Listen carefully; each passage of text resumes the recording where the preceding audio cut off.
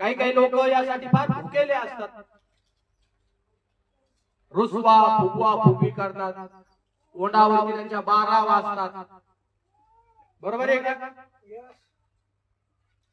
उदास होतात, निराश होतात, त्यांनी माझा सन्मान नाही केला, त्यांनी माझा आदर नाही केला, त्यांनी माझा सत्कार नाही केला, त्यांनी मला पुढे बोलवलंच नाही, मी प्रार्थना केली, मी संदेश सांगितला, एवढा छान संदेश सांगितला आणि त्यांनी काहीच नाही केलं माझ्यासाठी.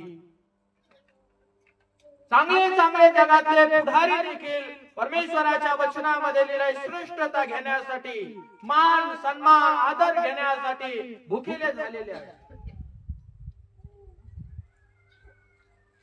तुमचा आदर नाही, गाढवाचा काय आदर करायचा?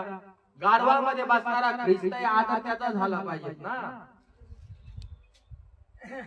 तुमच्या आणि माझ्या हृदयात बसणारा जो परमेश्वर आहे, जो विश्वास निर्माण करणारा जो देव आहे, आदर तुम्ही त्याचा करायला पाहिजेत ना, सन्मान त्याचा करायला पाहिजे, स्तुती त्याची करायला पाहिजे. पण आज संपूर्ण जगामध्ये अशा बऱ्याचशा गोष्टी तुम्हाला आणि मला या ठिकाणी बघायला मिळतात. स्वतःचा गौरव, स्वतःचा गौरव, स्वतःची महिमा. देवाचं वचन बाजूला राहतं, देवाची भक्ती बाजूला राहते. पास्टरने सांगितलेलं आम्ही केलं पाहिजे, नाही तर पास्टर आमच्यावरती राग होतील, वचन बाजूला ठेवतील. वचनातून नका काय सांगा ना, पण त्यांनी सांगितलेला शब्द खाली पडू द्यायचा नाही. देवाचे माणसं येते, देवाचा माणूस येतो, मॅन ऑफ गॉड, देवाचा सेवक आहे, त्याचा शब्द खाली नाही पडला पाहिजे. पण बाबांनो, तो देवाच्या वचनातून तुम्हाला सांगतो की नाही, शिकवतो की नाही, हे फार महत्वाचं आहे ना. आमेन. हे महत्वाचं आहे का नाही?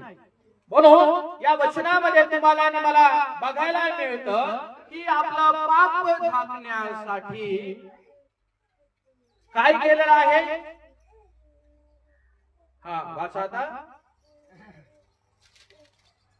अवज्ञा जादूगिरीच्या पातका समान आहे. अवज्ञा म्हणजे काय आहे? जादूगिरीच्या पातका समान आहे. अवज्ञा आज्ञा पालन न करणं. आणि अवज्ञा म्हणजे काय? लक्ष द्या.